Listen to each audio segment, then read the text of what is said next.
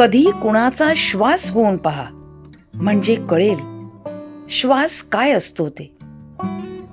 कधी कुणाची भूक होऊन पहा, म्हणजे कळेल भूक काय असते ते. कधी कुणाचे दुःख होऊन पहा ना, म्हणजे कळेल दुःख काय असते ते. आणि जमले ना तर कधीतरी कुणाचे अश्रू होऊन पहा, म्हणजे कळेल अश्रू काय असतात ते. वरील काव्यातील प्रत्येक शब्द निशब्द हृदयाला स्पर्शून जातो, वास्तवतेची जाणीव करून जाते. या ज्वलंत कवितेचे रचयिता आहेत कविवर्य आदरणीय श्री नरेश चव्हाण सर, एक सेवानिवृत्त शिक्षक. लहानपणापासून जे काही अनुभवले, जो त्रास सहन केला, काय काय त्याग करावा लागला आणि कशा प्रकारे जीवन जगले, यांचे जिवंत उदाहरण म्हणजे कविवर्य नरेश चव्हाण यांच्या कविता. सेवेचे व्रत घेऊन समाजात वावरणारे, सेवेच्या नावाने सत्ता उपभोगणारे आणि समाज हा माझ्या इशाऱ्यावर चालू शकतो असे मानणारे. उजळ माथ्याने या समाजात वावरताना पाहता त्यांचे मन पेटून उठते.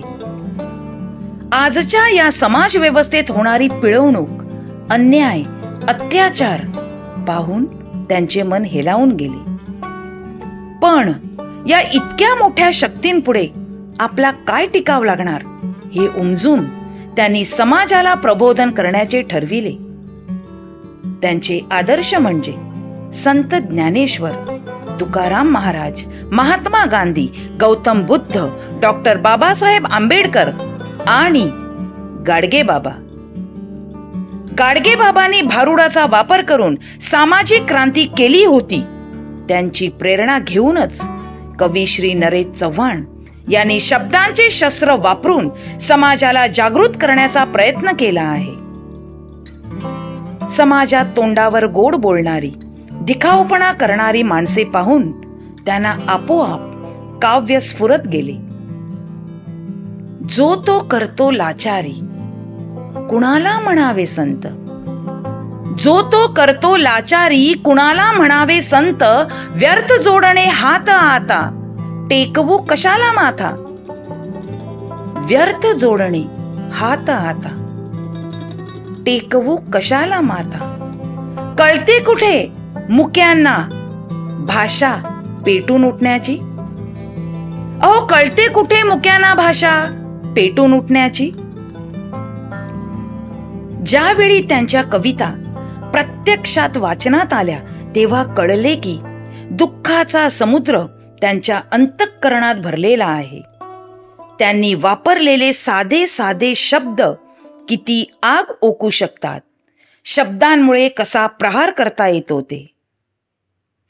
त्यांच्या हृदयात लहानपणापासून ते आजपर्यंत जे काही सहन केलेले होते त्या सर्व अनुभवांच्या ज्वालामुखीचा उद्रेक त्यांच्या कवितांमध्ये झाला आहे.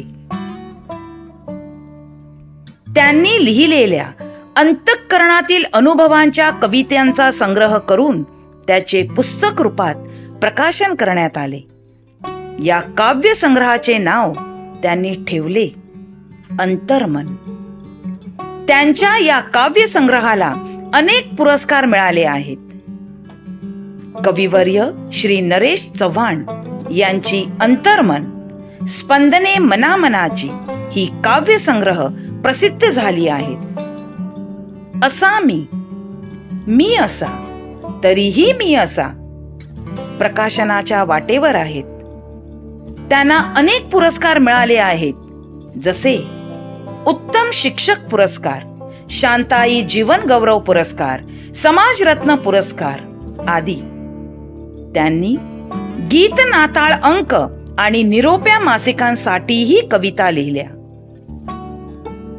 भारत जोडो यात्रासाठी त्यांनी लिहिलेली कविता तो निघालाय सत्याच्या शोधात.